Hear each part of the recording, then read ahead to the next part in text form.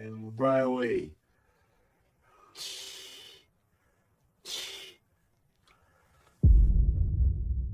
Tenho 97 anos e há uma verdade que guardo há mais de meio século que ninguém acreditaria, mesmo que eu jurasse sobre uma pilha de Bíblias.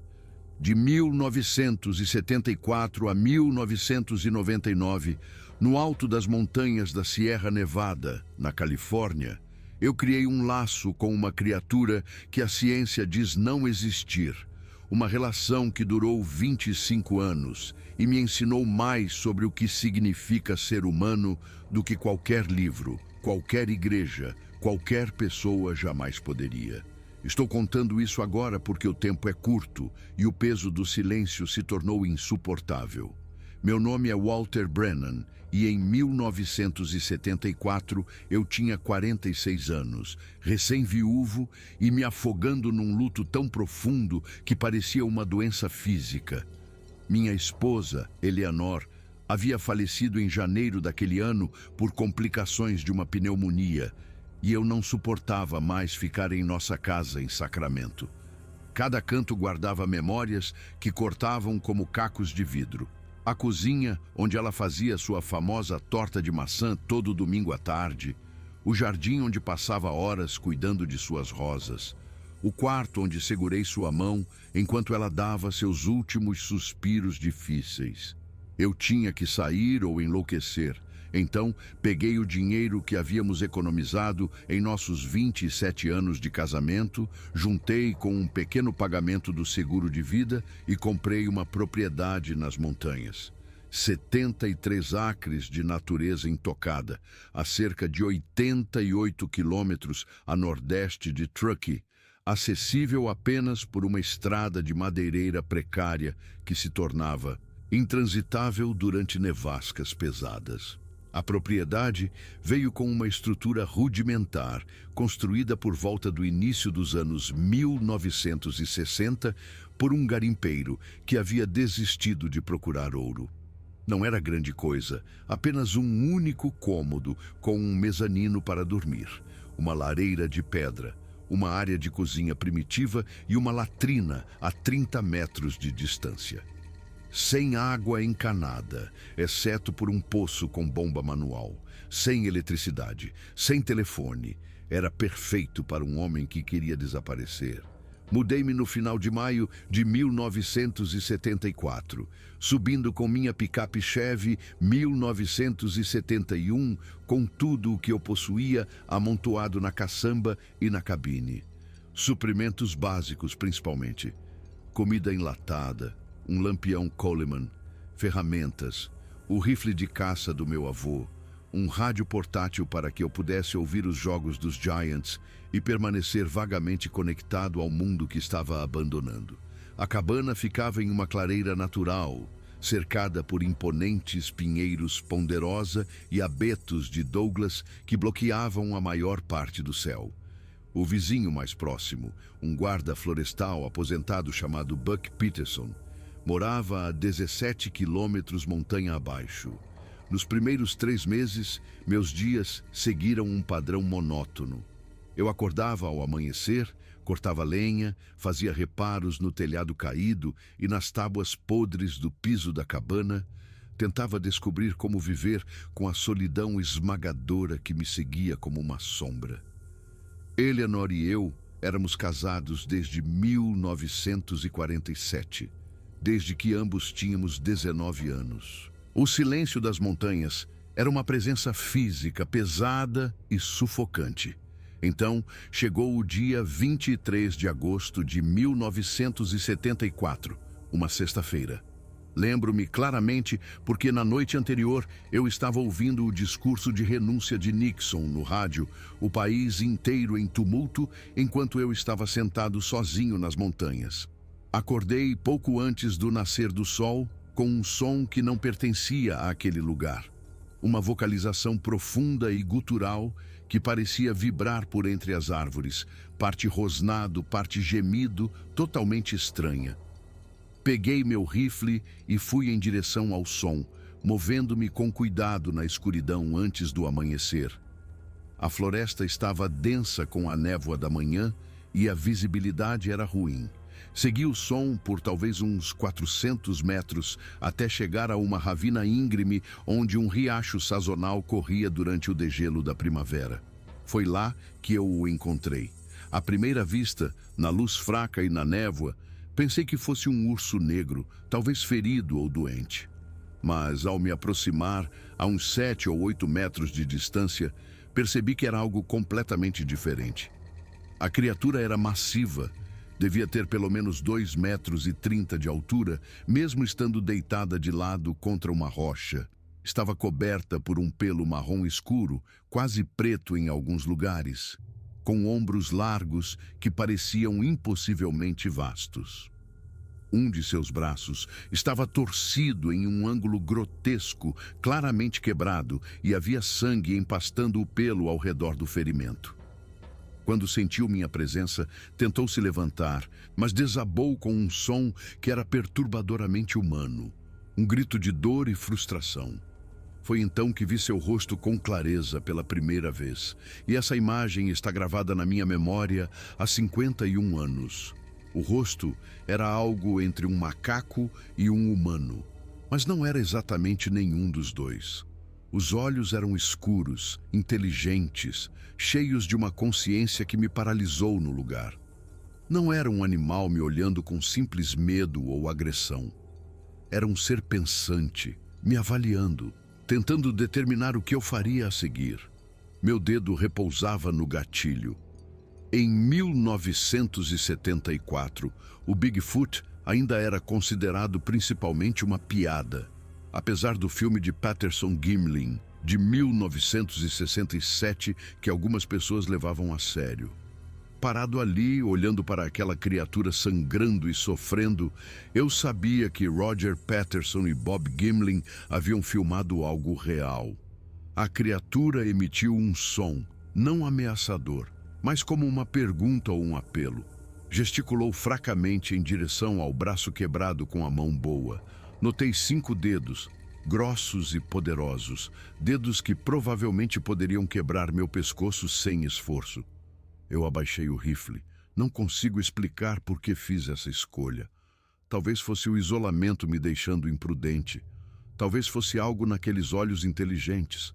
Talvez eu estivesse tão entorpecido pelo luto que não me importava mais com o que acontecesse comigo. Mas voltei para a cabana, peguei meus suprimentos de primeiros socorros, alguns panos limpos e uma garrafa de uísque e retornei à ravina. A criatura me observou aproximar, sua respiração curta e rápida. Eu havia trabalhado na construção civil antes de me estabelecer em meu emprego como carteiro. Já tinha visto minha cota de ferimentos em canteiros de obras. Era uma fratura exposta, o osso havia rompido a pele. Eu não tinha como colocá-lo no lugar corretamente, nenhuma maneira de garantir que cicatrizaria direito, mas eu podia limpar a ferida e tentar imobilizá-la. Nos 90 minutos seguintes, trabalhei enquanto essa enorme criatura permanecia quase perfeitamente imóvel. Seu pelo era grosso, áspero, nada parecido com pelo de animal. A pele por baixo era cinza escura, coriácea. Quando derramei o uísque sobre a ferida para desinfetar, a criatura rosnou fundo na garganta, um som que senti no meu peito, mas não se afastou nem me atacou. Usei 2 galhos retos e um pouco de corda que havia trazido para criar uma tala, amarrando-a o mais firme que consegui. A criatura observou minhas mãos o tempo todo, aqueles olhos escuros acompanhando cada movimento com foco intenso. Quando terminei e me afastei, a criatura sentou-se lentamente, um esforço que obviamente lhe custou uma dor considerável, e examinou meu trabalho. Olhou para a tala, depois para mim, e emitiu um som que interpretei como reconhecimento ou talvez gratidão. Então se levantou, equilibrando-se desajeitadamente, e moveu-se para a floresta usando as árvores como apoio, desaparecendo na névoa da manhã sem olhar para trás. Eu não esperava vê-lo novamente. Pensei que morreria de infecção ou complicações, ou simplesmente evitaria o humano que o havia visto. Mas 5 dias depois, em uma manhã de quarta-feira, encontrei um coelho morto nos degraus da minha varanda. recém-abatido, ainda quente, colocado ali deliberadamente. Vasculhei a linha das árvores e não vi nada, mas sabia que estava me observando. Esse foi o começo. Nos meses seguintes, um padrão se desenvolveu. Eu deixava comida na beira da clareira antes de ir para a cama. Restos de sopa, pão velho, restos de vegetais, miolos de maçã. Pela manhã, eles tinham sumido. Às vezes eu encontrava coisas em troca. Peixe fresco do riacho, frutas silvestres, cogumelos que reconheci como comestíveis, uma vez uma perna inteira de veado que forneceu carne por semanas. Eu raramente via a criatura durante aqueles primeiros meses, apenas vislumbres ocasionais. Uma grande forma se movendo por entre as árvores ao entardecer, uma silhueta contra a lua, sons de algo massivo se movendo pela vegetação rasteira. Mas eu sabia que estava lá, me observando, aprendendo sobre mim da mesma forma que eu tentava entendê-lo. Em março de 1975, eu estava rachando lenha atrás da cabana quando senti aquela sensação distinta de estar sendo observado. Virei-me lentamente e lá estava ele, parado na beira da clareira, a uns 20 metros de distância, em plena luz do dia. Era ainda maior do que eu me lembrava do nosso primeiro encontro. Estimei mais de 2,10 metros, talvez perto de 2,40. O braço quebrado havia cicatrizado, embora ele o segurasse de uma maneira um pouco diferente, sugerindo que a fratura não havia se consolidado perfeitamente. Seu rosto mostrava idade, pelos grisalhos misturados ao marrom mais escuro ao redor do focinho e em seu peito massivo. Ficamos ali, presos em observação mútua, pelo que pareceu uma eternidade, mas provavelmente foram apenas 3 ou 4 minutos. Então fiz algo instintivo. Levantei minha mão em um simples aceno. A criatura inclinou sua cabeça massiva, considerando esse gesto com o que parecia ser curiosidade. Então, lentamente, deliberadamente, ergueu sua própria mão enorme e copiou o movimento. Foi quando entendi que isso se tornaria algo além de qualquer coisa que eu havia imaginado. Na primavera de 1976, o que só posso descrever como uma rotina havia se estabelecido entre nós, embora chamar de amizade pareça presunçoso. Era mais como um entendimento mútuo entre dois seres isolados que haviam encontrado algo inesperado um no outro. A criatura aparecia a cada poucas semanas, sempre ao amanhecer ou ao entardecer, sempre mantendo uma distância cuidadosa. Comecei a pensar nele como Ezra em minha mente, um nome que parecia se encaixar em sua presença antiga e sábia. Naquele verão, comprei uma câmera Polaroid em uma loja de ferragens em Truckee. O jovem balconista de cabelos compridos e calça-boca de sino estava tocando Elton John em um rádio de pilha, cantarolando Don't Go Breaking My Heart, enquanto registrava minha compra. Eu disse a ele que queria fotografar a vida selvagem. Ele sugeriu que eu pegasse pacotes de filme extras. Comprei 3, mas nunca usei aquela câmera em Ezra. Toda vez que eu considerava, algo me impedia. Talvez por respeito à privacidade de Ezra. Talvez por medo de que ter uma prova física destruiria o frágil santuário que havíamos criado. O filme de Roger Patterson não lhe trouxera nada além de ridículo e acusações de fraude. Eu não precisava desse tipo de atenção. Não queria estranhos pisoteando as montanhas em busca de provas. Em vez disso, comecei a manter um diário, um caderno de capa de couro preta que encontrei em uma caixa de coisas de Eleanor. Documentei tudo: datas, horários, comportamentos, observações, desenhos de coisas que Ezra me mostrava. Esses diários ainda estão comigo, 13 deles agora, guardados em um baú trancado no meu quarto na casa de repouso. A inteligência de Ezra se tornava mais óbvia a cada encontro. Em outubro de 1976, eu estava trabalhando na substituição de algumas tábuas empenadas na varanda da frente da cabana. Havia largado meu martelo para medir uma tábua e quando o procurei novamente, o martelo havia sumido. Olhei para cima e vi Ezra parado a uns 12 metros de distância, segurando o meu martelo, examinando-o com a curiosidade focada de uma criança descobrindo algo novo e fascinante. Estendi minha mão com a palma para cima. Ezra me estudou por um longo momento, depois caminhou para a frente, mais perto do que jamais havia se aproximado, e colocou o martelo cuidadosamente em minha mão. Sua palma era áspera, muito calejada, quente. Os dedos permaneceram por apenas um momento antes de se retirarem. Ficamos ali, talvez 3,5 metros nos separando, e tive minha primeira visão realmente clara de seu rosto sob boa luz. Os olhos eram mais humanos do que de macaco, castanho escuros com manchas mais claras que captavam o sol, sob uma arcada supraciliar proeminente. O nariz era largo e achatado, os lábios escuros e móveis, capazes de expressão. Havia cicatrizes em seu rosto e ombros, ferimentos antigos, o dano acumulado de décadas vivendo em um ambiente hostil. Obrigado, eu disse, embora não tivesse ideia se ele entendia a linguagem humana.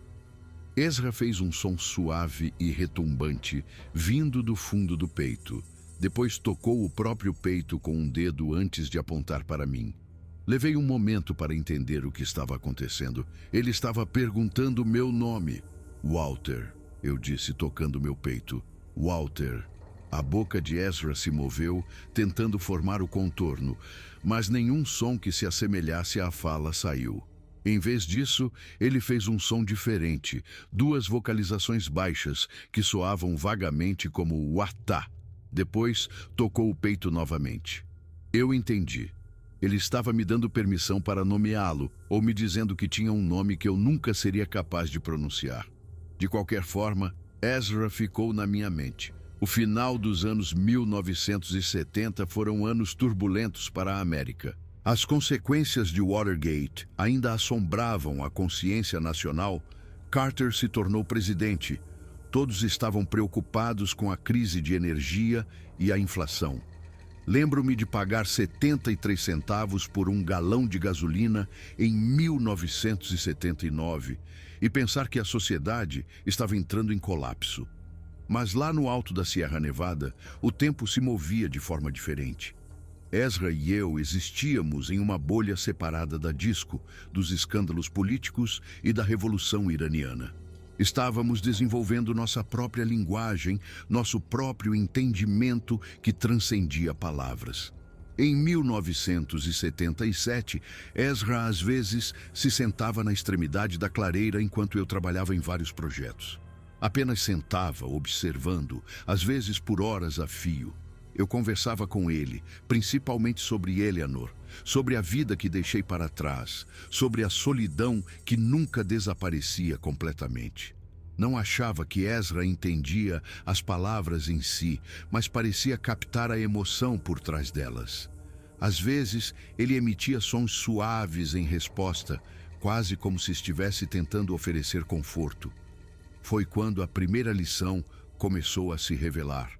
Numa tarde de agosto de 1978, eu estava tentando consertar minha motosserra, uma peça de maquinário temperamental que comprei usada.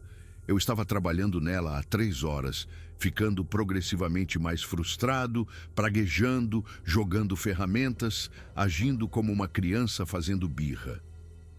Ezra estava sentado em seu lugar de costume, observando em silêncio. Quando finalmente desisti, enojado, e marchei de volta para a cabana, Ezra se levantou e caminhou até a motosserra. Observei enquanto ele pegava a chave inglesa com a qual eu estava lutando e a examinava cuidadosamente. Então, olhou para a motosserra, inclinou sua cabeça massiva pensativamente e tentou o mesmo reparo que eu estava tentando, removendo a carcaça do filtro de ar. Mas Ezra o fez devagar, metodicamente, sem força ou frustração, e o parafuso girou suavemente. Eu voltei. Ezra me entregou a chave e se afastou, me dando espaço. Paciência, Eu disse em voz alta, a compreensão me inundando. Você está me mostrando que preciso de paciência. Ezra fez aquele som retumbante que eu passei a reconhecer como aprovação ou concordância. No ano seguinte, observei Ezra demonstrar paciência de inúmeras maneiras. A forma como ele se sentava imóvel ao lado do riacho por horas, esperando os peixes chegarem ao seu alcance. A forma como extraía cuidadosamente insetos de troncos podres, nunca se apressando, nunca forçando.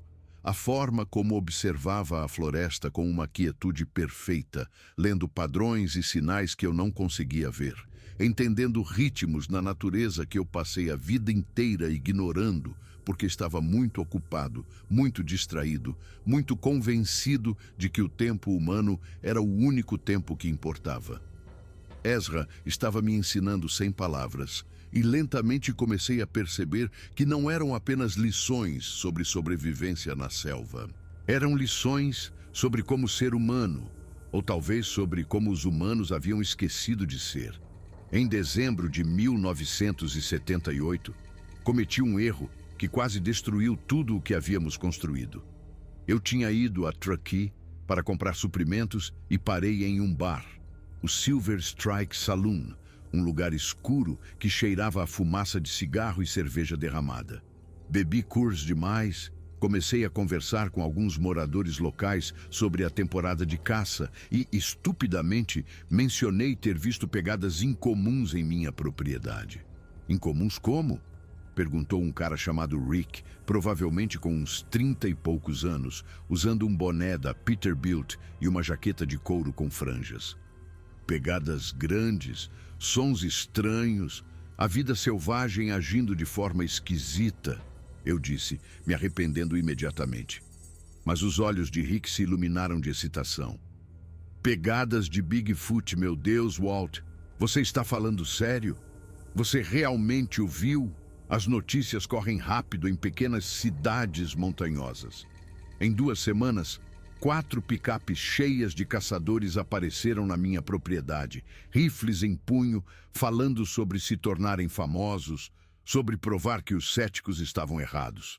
Eu os expulsei, disse que estava bêbado e inventando histórias. Ameacei chamar o xerife se voltassem. Eles foram embora, mas o estrago estava feito. Eu havia colocado Ezra em perigo porque não consegui manter a boca fechada, porque queria me conectar com outras pessoas e escolhi a pior maneira possível de fazer isso. Não vi Ezra por 3 meses após aquele incidente. Janeiro, fevereiro e a maior parte de março passaram sem sinais, sem pegadas, sem presentes de comida. Pensei que o havia perdido para sempre, que o barulho e a presença daqueles caçadores o haviam afugentado permanentemente, que eu havia quebrado algo irreparável.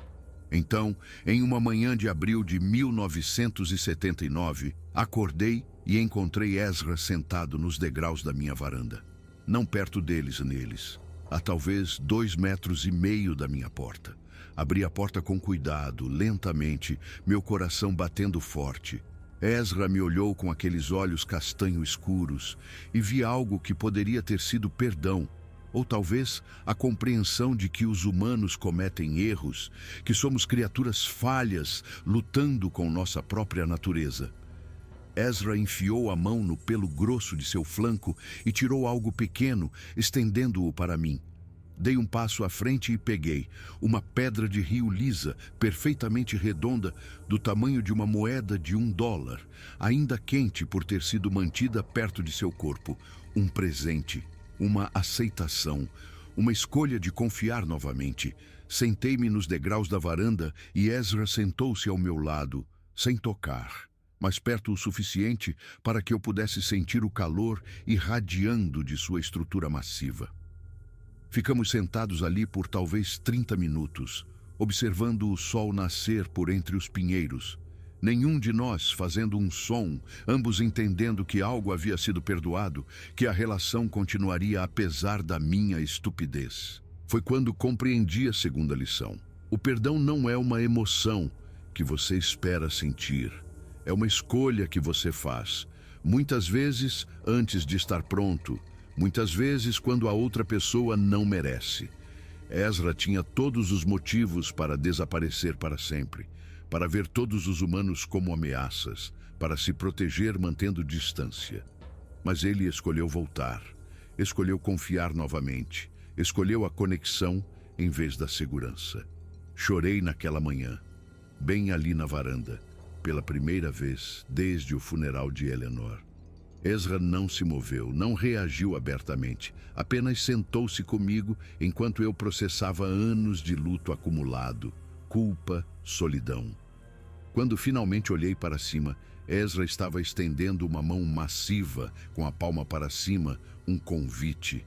Coloquei minha mão na palma da sua e os dedos grossos de Ezra se fecharam gentilmente ao redor dela, segurando com uma ternura surpreendente. Ficamos sentados assim, homem e criatura, ambos marcados pela vida, ambos solitários, ambos tentando entender o que significa conexão, até que o sol tivesse se erguido completamente sobre as montanhas. Aquele momento mudou nossa relação de observação mútua para algo mais profundo, algo que ainda luto para nomear até hoje, 46 anos depois. Os anos 1980 trouxeram mudanças para todos os cantos da América, exceto para a minha montanha. Reagan assumiu o cargo em 1981. A MTV foi lançada no mesmo ano. De repente, todo mundo em Truckee estava usando cores neon e falando sobre aulas de aeróbica. Eu via isso durante minhas idas mensais para comprar suprimentos, jovens com cabelos armados e Sony Walkmans. O mundo acelerando para um futuro que eu não entendia ou particularmente queria fazer parte. Mas Ezra permanecia constante, uma conexão com algo mais antigo, algo que existia fora do tempo humano e das preocupações humanas. Em 1982, nossos encontros haviam se tornado mais frequentes, às vezes 2 vezes por semana. Ezra começou a me trazer coisas que eu não conseguia interpretar imediatamente. Arranjos de pedras em padrões específicos, pilhas de galhos cuidadosamente construídas, uma vez um círculo perfeito de pinhas no centro da clareira. Documentei tudo em meus diários, esboçando os padrões, tentando decodificar seu significado. Foi Buck Peterson, meu vizinho montanha abaixo, quem acidentalmente me ajudou a entender. Buck passou por aqui uma tarde em abril de 1982. Me trouxe um pouco de carne de veado que ele havia caçado e me mostrou um projeto de artesanato que sua neta tinha feito na escola, uma peça de arte usando objetos naturais que ela havia coletado na floresta. Pedras, galhos, folhas arranjadas em um padrão que ela disse representar sua família. Foi quando a compreensão me atingiu. Ezra não estava deixando arranjos aleatórios. Ele estava criando arte. Na próxima vez que Ezra apareceu, uma noite fresca no final de maio, com a névoa se instalando nos vales, tentei algo novo. Juntei pedras do leito do riacho e as arranjei em um padrão espiral em uma rocha plana perto da cabana. Então me afastei e esperei.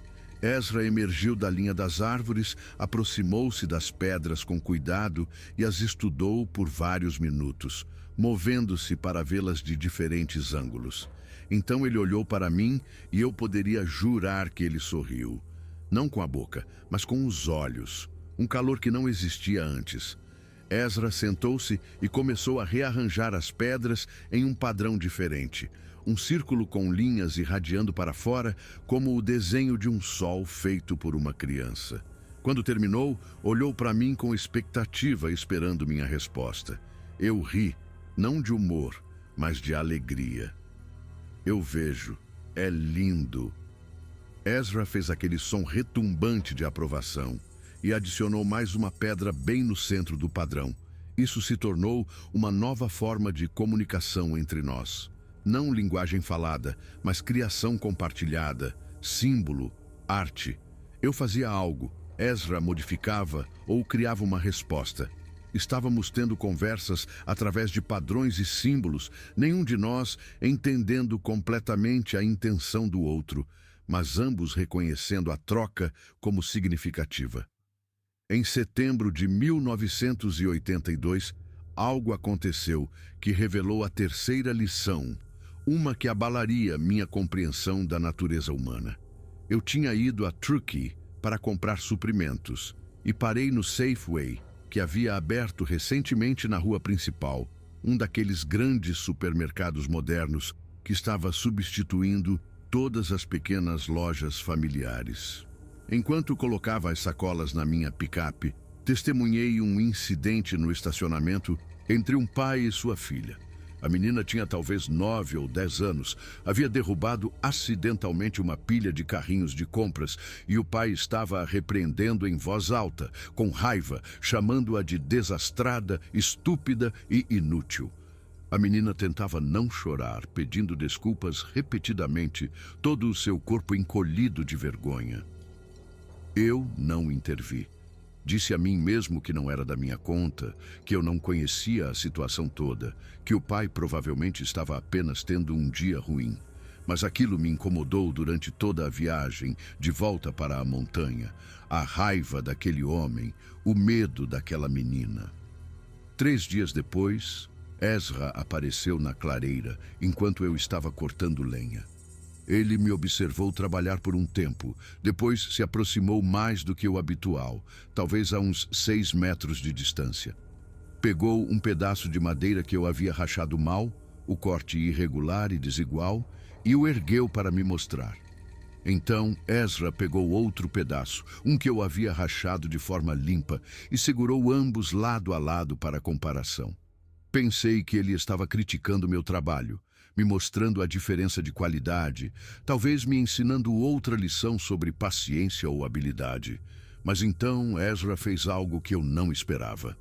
Ele colocou os 2 pedaços juntos com cuidado, gentilmente, como se o pedaço mal cortado e o pedaço bem cortado fossem igualmente valiosos. Ele fez um som suave e tocou o próprio peito, depois apontou para ambos os pedaços de madeira com ênfase. A mensagem me atingiu como um golpe físico. Ambos os pedaços ainda eram madeira. Ambos tinham valor, tinham um propósito. Um não era inútil ou estúpido, porque não era perfeito. Você está falando sobre aquela menina, eu disse em voz alta, embora Ezra não pudesse saber sobre o incidente no estacionamento. Você está dizendo que somos muito duros uns com os outros. Muito rápidos para julgar, muito cruéis com nossa própria espécie.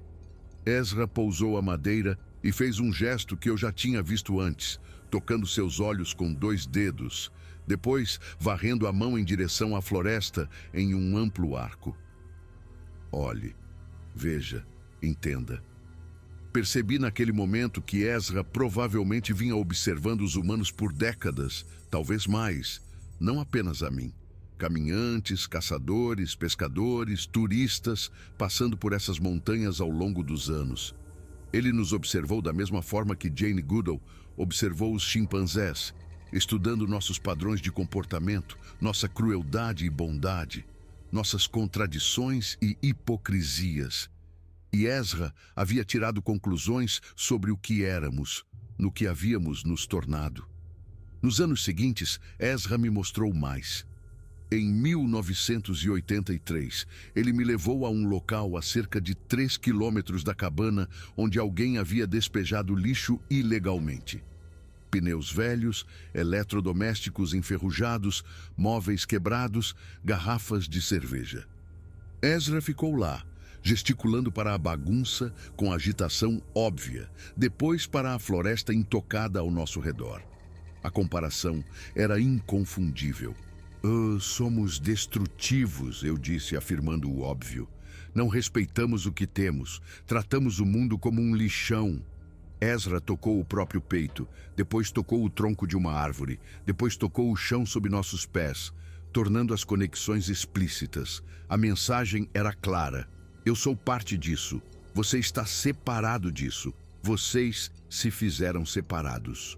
Essa foi a lição 4. E ela me atingiu profundamente.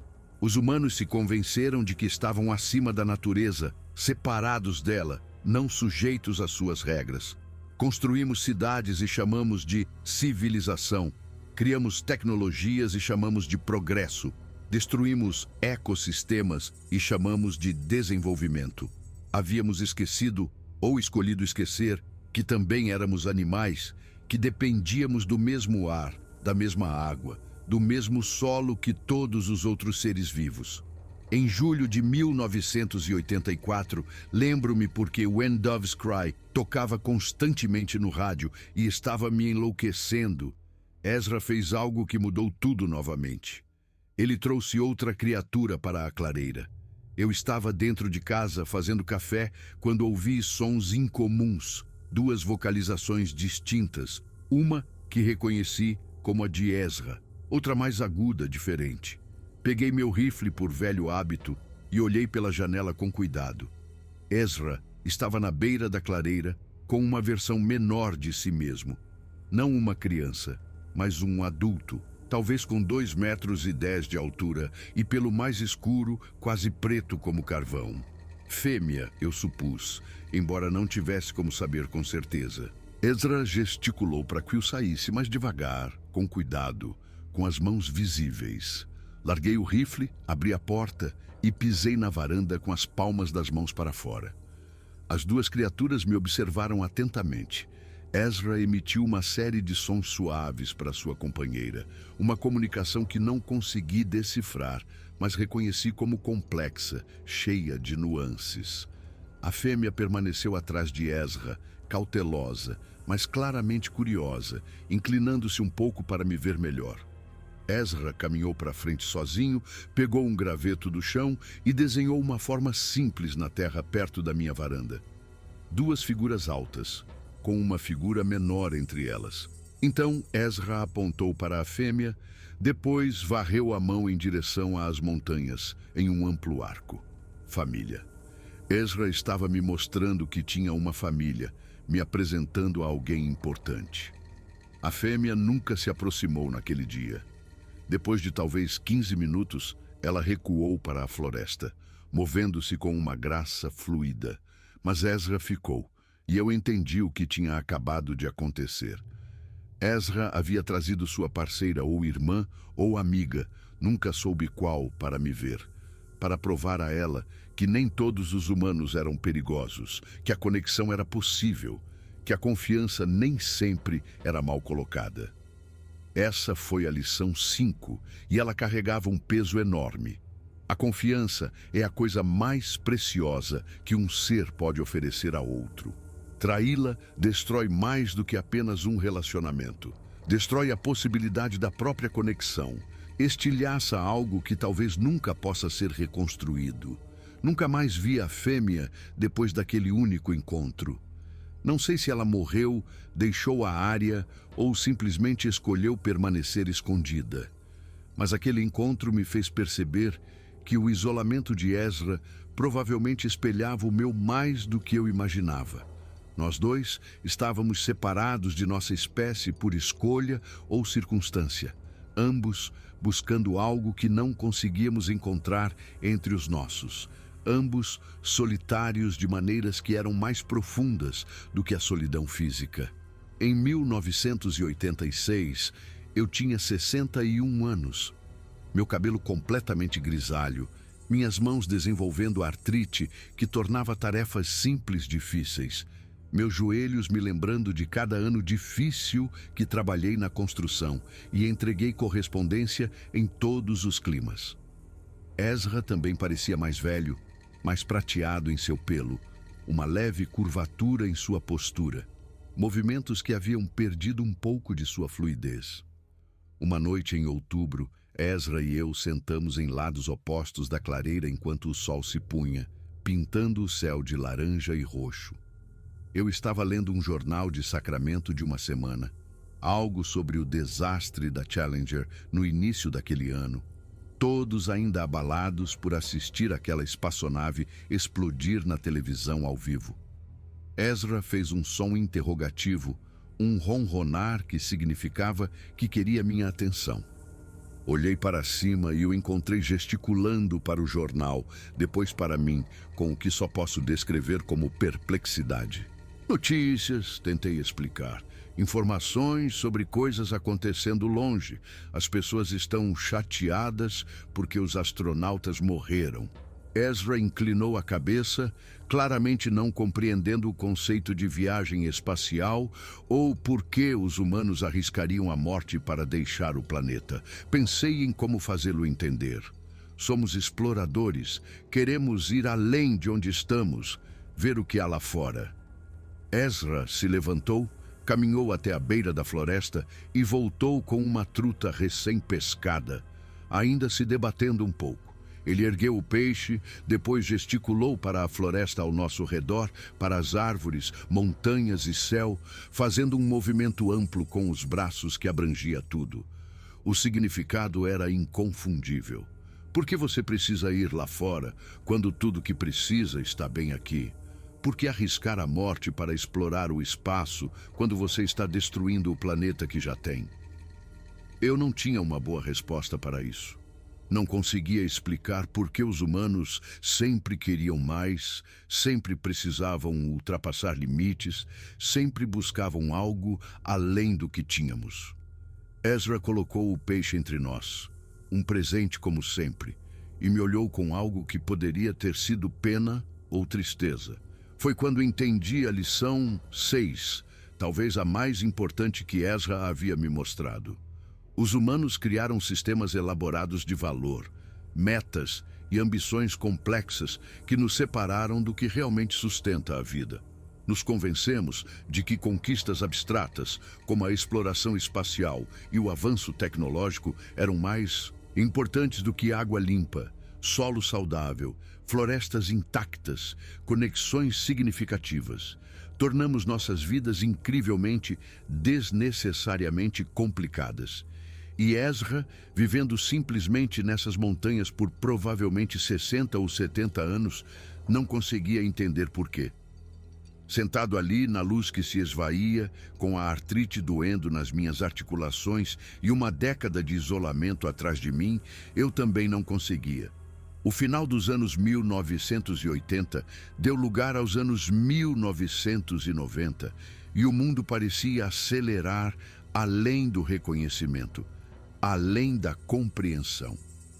O Muro de Berlim caiu em 1989 e eu assisti em uma pequena televisão preto e branco que comprei em uma venda de garagem, alimentada por uma bateria de carro que eu trazia da cidade e carregava.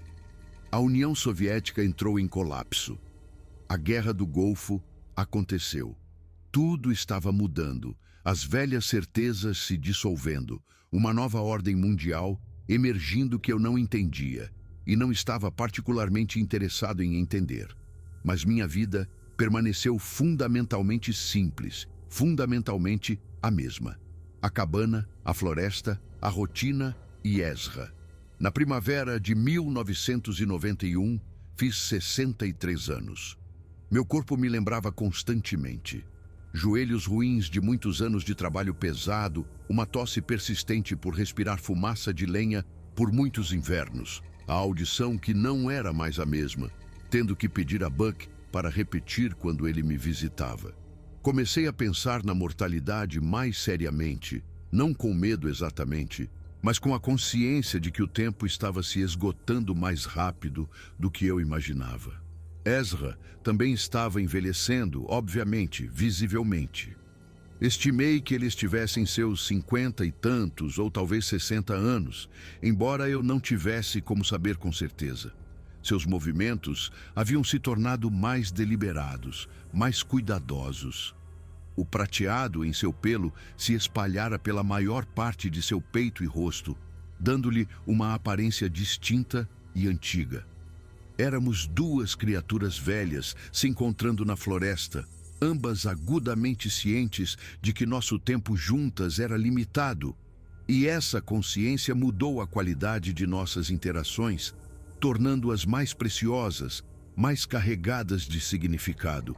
Em julho de 1991, Ezra fez algo que nunca havia feito antes, algo que cruzou uma fronteira que mantivemos por 17 anos. Ele entrou na cabana. Eu havia deixado a porta aberta em uma tarde quente, estava dentro organizando suprimentos que trouxera de Truckee no dia anterior. Ouvi passos pesados na varanda e me virei para ver a estrutura massiva de Ezra preenchendo a porta, tendo que se abaixar para não bater a cabeça no batente. Nós nos encaramos. Isso era inédito. A cabana sempre fora meu espaço, meu território. A floresta era o domínio de Ezra. Havíamos mantido essa separação sem discussão, um acordo tácito. Mas agora Ezra estava parado na minha cozinha, olhando ao redor com curiosidade óbvia, absorvendo os detalhes de como os humanos viviam.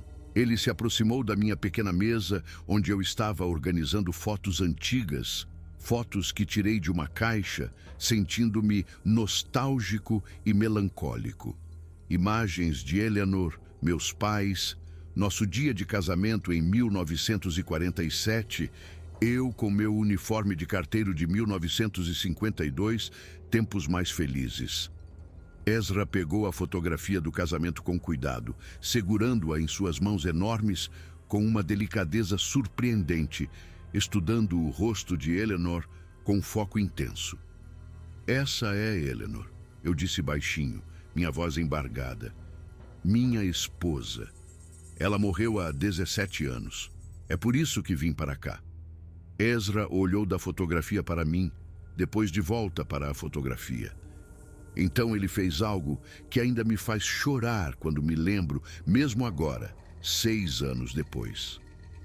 Ezra tocou o rosto de Eleanor na fotografia com um dedo, muito gentil, quase reverente.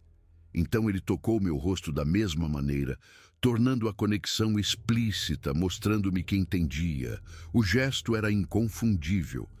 Ele entendia a perda, ele entendia o luto.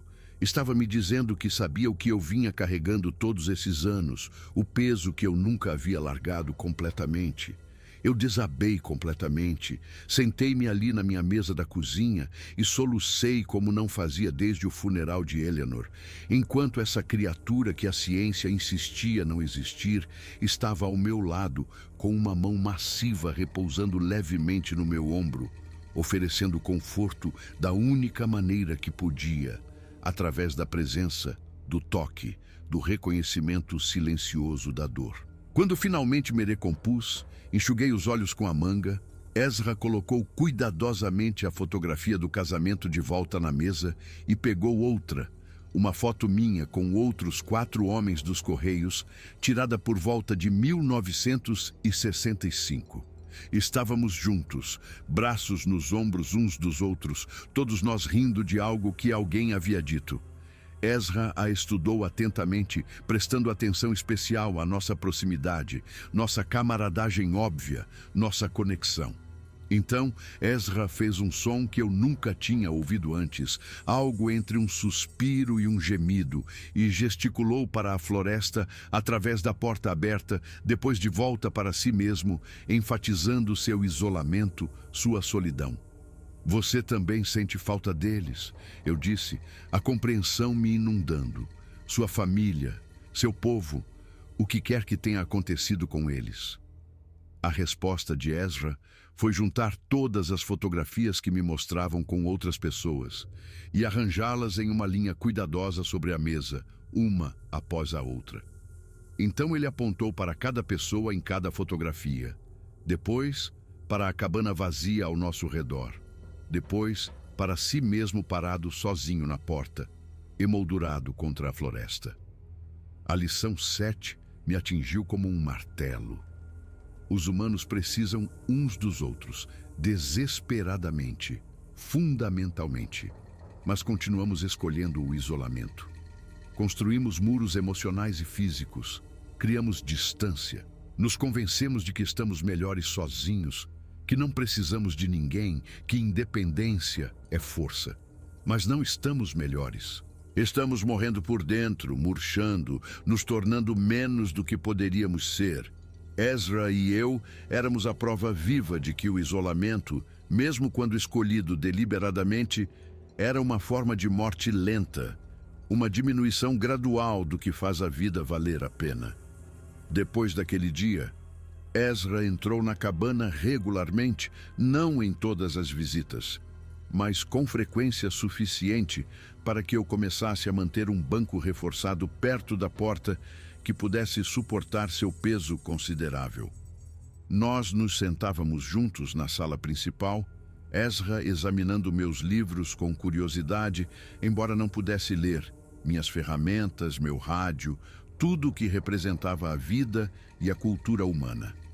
Em dezembro de 1992, comprei uma câmera Polaroid em Truckee, um modelo mais novo, a Sun 600, em promoção depois do Natal por $64. Eu havia resistido por anos, mas agora tinha 64 anos, cada vez mais consciente da minha mortalidade e a ideia de morrer sem nenhuma prova da existência de Ezra me incomodava mais a cada ano que passava. Quando mostrei a câmera a Ezra durante sua próxima visita, ele recuou imediatamente, desconfiado daquele dispositivo estranho, aquela coisa que fazia barulhos de clique e piscava uma luz. Mas tirei uma fotografia do interior da cabana e mostrei a Ezra a foto se revelando. Ezra assistiu com espanto absoluto enquanto a imagem aparecia gradualmente no quadrado branco. Depois quis ver mais, gesticulando para que eu tirasse mais fotos. Tirei 4 fotografias naquele dia. Uma de Ezra sentado na porta com a luz da tarde atrás dele. Uma de sua mão ao lado da minha na mesa para comparação de escala. Uma de nós dois sentados lado a lado na varanda, tirada com o temporizador da câmera. Uma da vista da floresta da varanda que Ezra estava admirando. Ainda tenho essas fotografias trancadas em um cofre em um banco em Sacramento, junto com meus 13 diários. Evidências que nunca mostrei a ninguém até decidir contar esta história. Ezra ficou fascinado por fotografias, com o conceito de capturar momentos, preservar a memória em forma física. Ele apontava para fotos antigas e depois gesticulava em direção à floresta, como se perguntasse por que eu não fotografava as árvores, o riacho, as montanhas, toda a beleza que nos cercava. Acho que nunca pensei que precisassem ser preservados, admiti. Eles estão sempre aí, são permanentes. Ezra balançou a cabeça vigorosamente, um gesto que aprendera me observando e me levou para fora. Na hora seguinte, ele me mostrou coisas pelas quais eu havia passado 1000 vezes sem realmente ver, sem apreciar. Uma teia de aranha esticada entre 2 galhos, coberta de orvalho matinal, cada gotícula captando a luz como um diamante. O padrão de líquen em uma rocha, verde, laranja e cinza, como uma pintura abstrata. A maneira como a luz da tarde se filtrava pela copa dos pinheiros em um ângulo específico, criando feixes de iluminação que faziam a floresta parecer uma catedral. A lição 8 emergiu daquela tarde. Fotografamos pessoas porque sabemos que as perderemos eventualmente, mas ignoramos o mundo natural ao nosso redor porque presumimos que é permanente, que sempre estará lá, que não precisamos prestar atenção ou apreciar enquanto o temos. Nada é permanente. Tudo merece nossa atenção, nossa apreciação, nossa lembrança. Em 1993, eu já me encontrava com Ezra há 19 anos, quase 2 décadas. O mundo continuara sua evolução frenética. A internet estava se tornando algo de que todo mundo falava. Os celulares estavam ficando menores, mais comuns. O e-mail estava de repente em toda parte. Todo mundo em Truckee parecia ter um computador agora, falando sobre modems, websites e superestradas da informação. Mas nada dessa revolução tecnológica nos atingiu nas montanhas. O que nos afetou foi a crescente presença de humanos no que antes era uma natureza relativamente intocada. A floresta estava se tornando mais popular entre caminhantes e ciclistas de montanha de Sacramento e São Francisco. Pessoas com equipamentos e câmeras caros em busca de aventura de fim de semana, de experiências sobre as quais pudessem postar ou fotografar. Em agosto de 1993, um grupo de estudantes universitários acampou a cerca de 2,5 quilômetros da minha cabana. Eu os ouvi muito antes de vê-los. Música alta de um radiogravador, risadas, gritos, o som de latas de cerveja sendo esmagadas. Ficaram por 4 dias. Deixaram para trás um desastre de lixo e esculpiram seus nomes e letras gregas em várias árvores antigas. Ezra apareceu no dia seguinte à partida deles, mais agitado do que eu jamais o vira em 19 anos. Ele me levou ao acampamento e ficou lá, gesticulando para os danos com angústia óbvia, fazendo sons que eu nunca tinha ouvido antes, sons de raiva e luto. As árvores esculpidas pareciam perturbá-lo profundamente. Sulcos profundos na casca que levariam anos para cicatrizar, se é que cicatrizariam. Cicatrizes permanentes infligidas casualmente por pessoas que não pensavam nas consequências. Eu tentei explicar. Eles são jovens, eles não pensam, eles não entendem. Mas Ezra não estava aceitando essa explicação. Ele pegou uma lata de cerveja esmagada e a jogou com força contra uma árvore. Depois gesticulou com raiva para a escultura, para o lixo espalhado, para toda a destruição casual. Então, ele fez algo muito deliberado, muito calculado. Caminhou até uma árvore não marcada, ergueu a mão como se fosse arranhar a casca com seus dedos poderosos, mas parou a centímetros de distância, mantendo a posição para que eu pudesse ver. Ele me olhou intensamente, certificando-se de que eu estava assistindo, entendendo. Então ele tocou suavemente a árvore, quase acariciando a casca com uma ternura surpreendente. A mensagem era cristalina. A escolha de ferir ou não ferir é consciente. Aqueles garotos sabiam o que estavam fazendo. Eles tinham a capacidade de serem gentis, de serem respeitosos, mas escolheram a destruição. Eles escolheram não se importar. Lição 9. Crueldade e falta de consideração não são sinais de juventude, ignorância ou erros. São escolhas. E os humanos, apesar de nossa inteligência, apesar de nossa suposta capacidade moral, escolhem a destruição com muito mais frequência do que escolhem a preservação, o respeito ou o cuidado. Esse foi o começo de um período mais sombrio em nosso relacionamento, uma mudança de tom. Ezra estava testemunhando mais atividade humana na floresta e praticamente nenhuma era boa. Lixo por toda parte, vandalismo, caça ilegal, poluição sonora de motos de trilha e quadriciclos, pessoas tratando a natureza como seu playground pessoal sem consequências. Ele estava vendo seu mundo ser invadido, ser destruído, e não conseguia entender por que estávamos tão determinados a arruinar tudo o que tocávamos. Eu não conseguia explicar porque eu mesmo não entendia. Não conseguia justificar nem para mim mesmo. Em 1995, algo aconteceu que quase acabou com tudo entre nós. Uma empresa madeireira comprou terras a 10 quilômetros ao sul da minha propriedade e começou o desmatamento total, destruição em escala industrial. O som das motosserras ecoou pelas montanhas por meses a fio. O riacho que passava pela minha cabana ficou barrento com o escoamento das encostas expostas. Animais que eu via regularmente por anos, veados, ursos negros, pumas, desapareceram, seus habitats destruídos. Ezra veio à cabana em abril daquele ano parecendo diferente, parecendo derrotado de uma forma que eu nunca tinha visto. Não apenas chateado, mas algo mais profundo, mais fundamental, quebrado. Ele sentou-se na varanda e, pela primeira vez desde que o conhecia, Ezra parecia verdadeiramente velho. Não apenas envelhecido, mas desgastado, exausto, acabado. Sentei-me ao lado dele e ouvimos juntos o som distante das árvores caindo. A destruição mecânica de uma floresta que existira por séculos, sendo reduzida a madeira e a paras para lucro. Sinto muito. eu disse, embora as palavras parecessem completamente inadequadas, sem sentido. Sinto muito mesmo. Somos uma espécie destrutiva. Parece que não conseguimos evitar. Apenas pegamos e pegamos até não sobrar mais nada.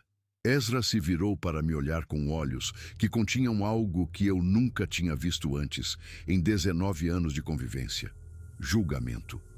Pela primeira vez, Ezra estava me olhando não como Walter, o indivíduo que o ajudara uma vez, mas como Walter, o humano, representante de uma espécie que estava destruindo tudo, e a humanidade estava sendo considerada em falta, sendo julgada e condenada.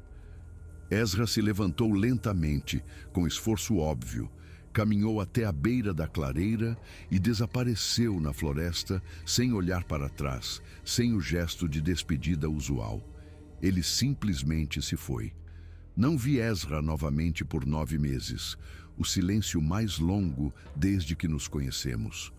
A ausência daqueles 9 meses foi pior do que o luto após a morte de Eleanor, pior do que qualquer solidão que eu já havia experimentado. Pelo menos com Eleanor, eu tinha memórias, fotografias, a certeza de que o que compartilhamos foi real, foi significativo. Com Ezra, comecei a questionar tudo durante aqueles meses silenciosos. Teria eu imaginado a profundidade de nossa conexão? Teria eu projetado emoções e intenções humanas em uma criatura que estava simplesmente me tolerando por algum instinto animal? Eu tinha 67 anos, vivendo sozinho nas montanhas, convencido de que passei 2 décadas me comunicando com algo que a maioria das pessoas achava ser uma farsa ou um mito. Talvez eu tivesse enlouquecido anos atrás e simplesmente não tivesse notado, não tivesse percebido. O inverno de 1995 para 1996 foi particularmente brutal. Nevascas pesadas que enterraram a cabana até as janelas, temperaturas caindo bem abaixo de 0 por semanas. O tipo de frio que penetra nos ossos, faz as articulações doerem, faz você se perguntar se sobreviverá a mais uma estação. Passei a maior parte de janeiro e fevereiro dentro de casa, queimando meu estoque de lenha mais rápido do que havia planejado, ouvindo rádio apenas para ouvir vozes humanas, para me lembrar que outras pessoas ainda existiam em algum lugar além das montanhas. A extração de madeira parou em março. Finalmente, o solo estava muito congelado, as condições muito difíceis. Mas o silêncio que se seguiu não foi pacífico. Era o silêncio de uma ferida, de algo vital que havia sido cortado e não podia ser restaurado. Abril trouxe um degelo e com ele Ezra. Eu estava carregando água do riacho em uma manhã cinzenta quando o vi parado na extremidade da clareira, parecendo mais magro do que eu me lembrava, o pelo emaranhado e sujo em alguns lugares, movendo-se com rigidez óbvia, dor óbvia. Nós nos encaramos através de 20 metros de terreno lamacento. Larguei os baldes de água e simplesmente esperei, sem me mover, mal respirando. Ezra se aproximou lentamente, parando a cerca de 7 metros de distância, perto o suficiente para eu ver novas cicatrizes em seu rosto e braços, feridas que haviam cicatrizado mal. Perto o suficiente para ver o quanto aqueles 9 meses o haviam envelhecido, o quanto haviam envelhecido a nós dois. Não pensei que você voltaria, eu disse, minha voz falhando. Pensei que tinha te perdido para sempre. Ezra fez um som baixo, não exatamente o ronronar de aprovação que eu me lembrava, algo mais triste, mais resignado. Ele gesticulou para a floresta danificada ao nosso redor, para si mesmo, para mim. Depois tocou o peito sobre onde eu supunha que seu coração estava e levantou um dedo. Sozinho. O mesmo. Estamos ambos sozinhos. Sim, sussurrei. Somos iguais. Ambos vendo nossos mundos acabarem, ambos impotentes para impedir. Ezra sentou-se pesadamente na lama, e eu também me sentei, sem me importar com a umidade fria encharcando minhas roupas. Ficamos sentados ali por mais de uma hora, dois seres antigos que de alguma forma se encontraram através de uma divisão. Impossível, e não sabiam como se despedir, não sabiam como dizer adeus. Finalmente, Ezra se levantou e gesticulou para que eu o seguisse. Ele me levou mais fundo na floresta do que eu ia há anos, a uma cordilheira a cerca de 6 quilômetros da cabana onde o desmatamento havia parado. O contraste era devastador, brutal. De um lado, floresta antiga, viva, respirando, inteira. Do outro lado, devastação completa, tocos, lama e madeira estilhaçada, um terreno baldio onde um ecossistema próspero existira 6 meses antes. Ezra parou na fronteira entre os dois mundos e tocou um enorme pinheiro ponderosa que havia sido poupado por talvez 30 metros. A árvore era claramente antiga, provavelmente com 400 anos ou mais, sua casca grossa com a idade, seus galhos se estendendo em direção ao céu como preces. Então, Ezra entrou na área desmatada e tocou um toco de tamanho semelhante, idade semelhante, cortado e levado para se tornar postes de cerca, polpa de papel ou madeira para a construção. Ezra olhou para mim e eu entendi a lição 10, talvez a mais importante e condenatória lição que ele tentou me ensinar ao longo de 22 anos. Os humanos medem o valor pelo que podemos extrair, consumir, monetizar, lucrar.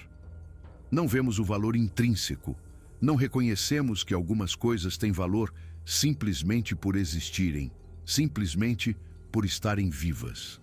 Aquela árvore havia sobrevivido a 4 séculos de tempestades, incêndios, secas, doenças, apenas para ser reduzida a madeira, porque uma empresa em algum lugar decidiu que a floresta valia mais morta do que viva, valia mais como lucro do que como ecossistema. Estamos apavorados, eu disse em voz alta, tentando dar sentido àquilo, tentando explicar o inexplicável. Apavorados de não ter o suficiente, de não ser o suficiente, então pegamos e pegamos e pegamos, pensando que a acumulação preencherá o que quer que esteja vazio dentro de nós, mas nunca preenche, nunca preencherá. Ezra fez aquele som que eu nunca tinha ouvido antes, algo entre um rosnado e um lamento, cru, doloroso e antigo. Então ele fez algo que partiu meu coração. Ezra sentou-se no meio da área desmatada, cercado por tocos e devastação, e colocou a cabeça entre as mãos em um gesto de completo desespero. Ele estava de luto, não apenas pelas árvores, mas por tudo, por sua família perdida, pela floresta que encolhia, pela impossibilidade de parar o que estava por vir, pelo futuro que ele podia ver claramente e não podia evitar.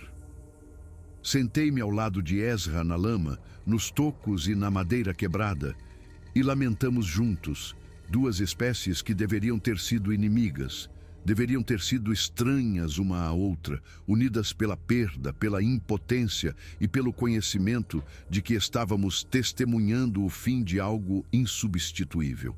Nossos encontros depois daquele dia assumiram um caráter diferente, um peso diferente. Menos sobre ensinar, mais sobre companheirismo, mais sobre 2 seres antigos se apegando à conexão em um mundo que se tornava cada vez mais hostil a ambos. Éramos sobreviventes, testemunhando juntos, sabendo que não poderia durar, mas sem vontade de deixar ir, incapazes de abandonar o que havíamos construído. No verão de 1997, tive um sério problema de saúde, dores no peito que me levaram ao hospital em Sacramento por 5 dias. Os médicos disseram que foi um ataque cardíaco leve, me deram medicamentos, me disseram para reduzir o estresse e pegar leve. Um conselho que parecia ridículo para um homem de 69 anos vivendo sozinho nas montanhas. Quando finalmente voltei para a cabana, fraco e assustado, Ezra estava esperando na varanda. Ele sabia que algo estava errado de alguma forma. Talvez ele tivesse passado por lá enquanto eu estava fora, encontrado a cabana vazia. sentido que algo estava diferente. Ezra me examinou cuidadosamente com aqueles olhos escuros. Tocou meu peito suavemente sobre o meu coração e imaginei que ele pudesse sentir meu batimento cardíaco irregular e fraco. Então Ezra fez algo extraordinário, algo que demonstrou uma profundidade de compreensão que eu sempre suspeitei, mas nunca tinha visto tão claramente. Ele se deitou na varanda e se posicionou de modo que eu pudesse me encostar nele, usando seu corpo massivo como apoio, como conforto. Ficamos assim por horas, enquanto o sol se movia pelo céu. O calor e a respiração constante de Ezra me mantendo no chão, me impedindo de desmoronar completamente. Foi quando entendi a lição final, a lição 11, o ápice de tudo que Ezra tentou me mostrar por 23 anos.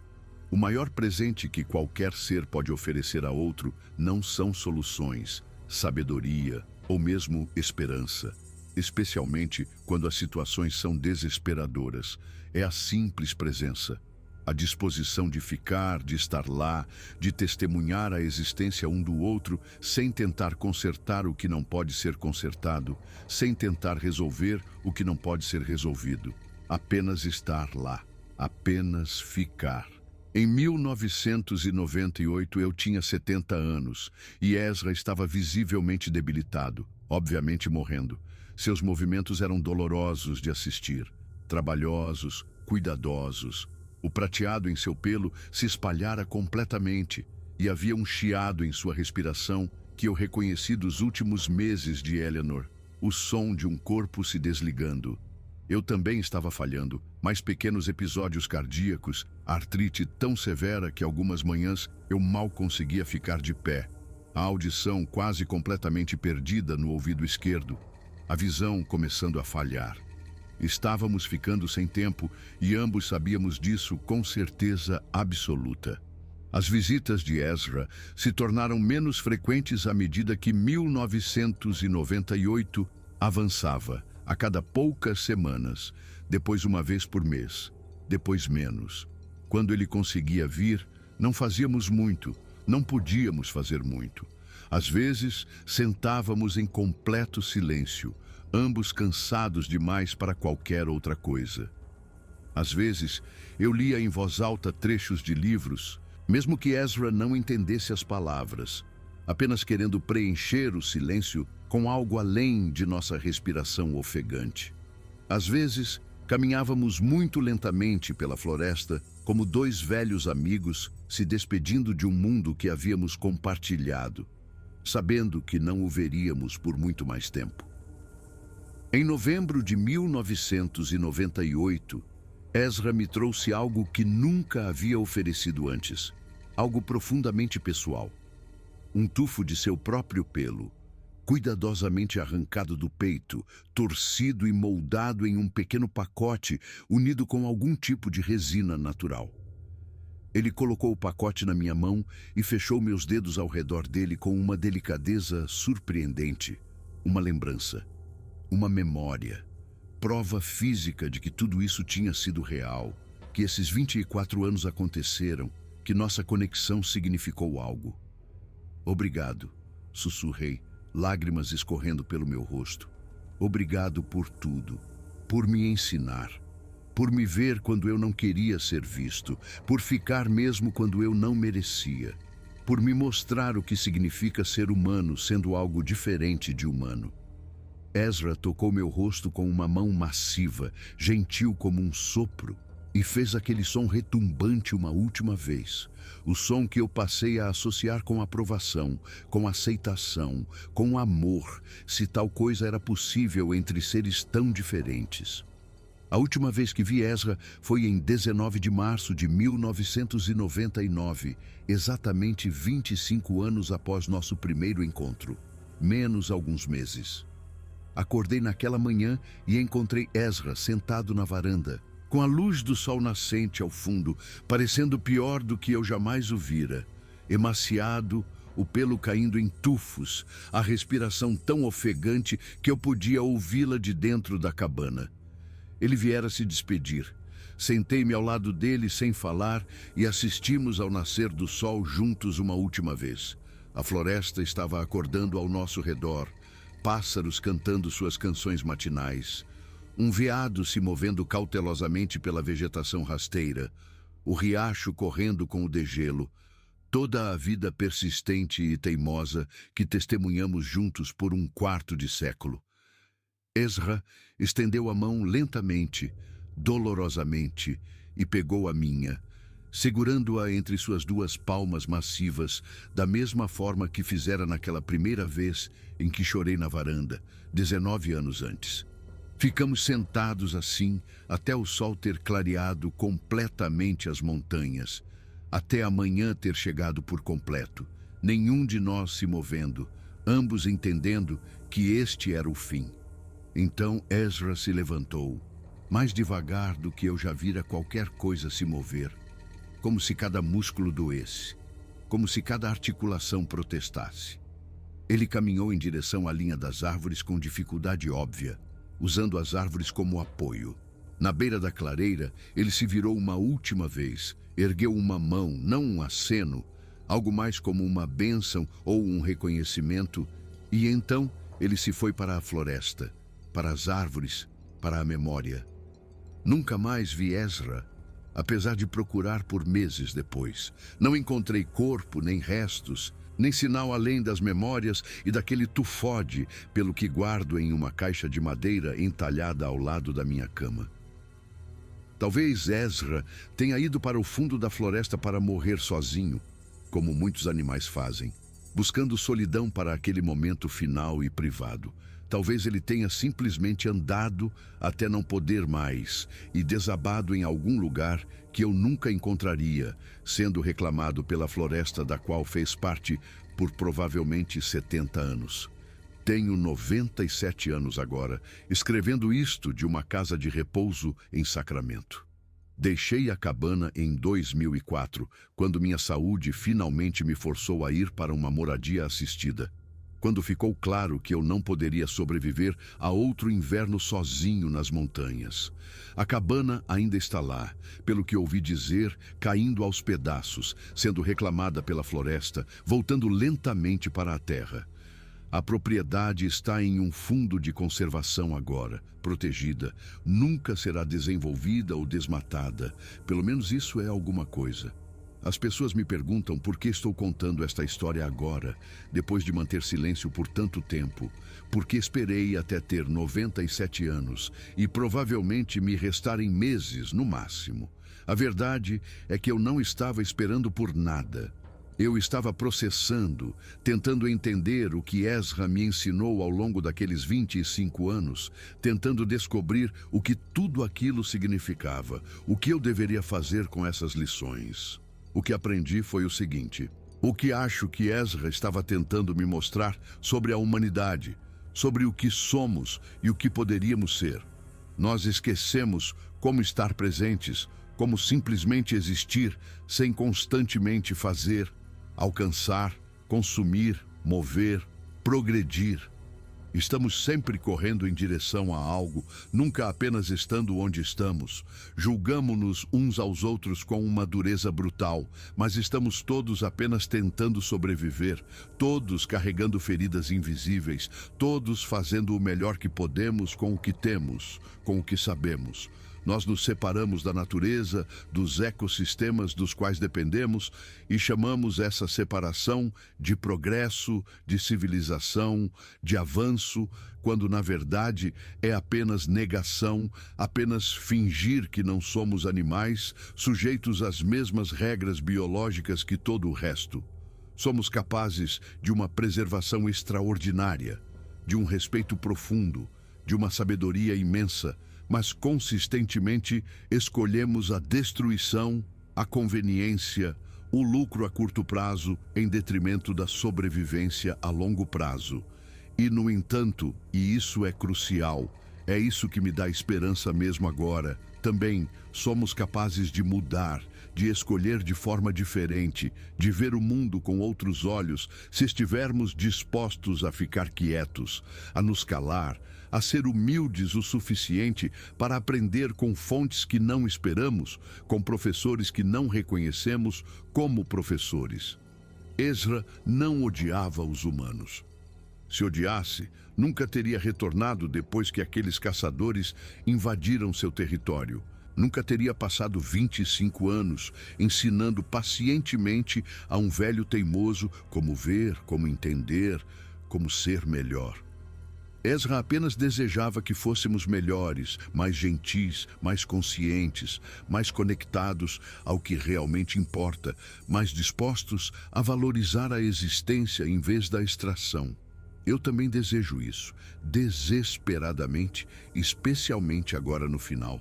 O tufo de pelo ainda está naquela caixa de madeira na minha mesa de cabeceira. Às vezes, quando a casa de repouso está quieta tarde da noite e não consigo dormir, não consigo parar de pensar, eu o pego e seguro e me lembro.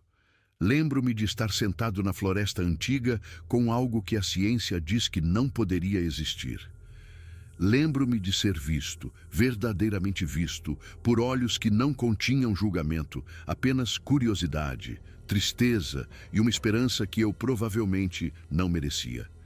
Se você tirar algo desta história, que seja isto: desacelere, pare de correr, olhe ao seu redor, veja o mundo de verdade, veja as pessoas ao seu redor, veja os sistemas naturais que o sustentam, antes que eles se vão, antes que seja tarde demais. Conecte-se com alguém diferente de você, alguém que você não entende, alguém que desafia suas suposições, e aprenda com essa pessoa. Ouça-a de verdade. Lembre-se de que o valor não é sobre o que você pode pegar, usar ou lucrar.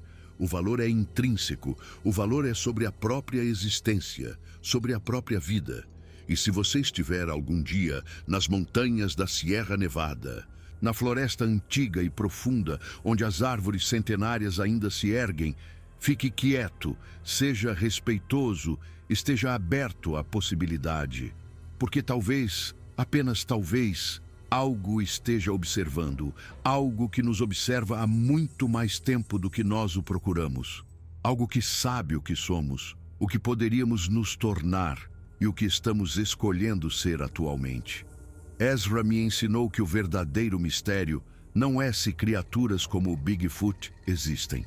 O verdadeiro mistério, a verdadeira tragédia, é porque nós, humanos, apesar de toda a nossa inteligência, tecnologia e suposta superioridade moral, estamos tão determinados, tão empenhados em destruir o único lar que já conhecemos, o único lar que teremos.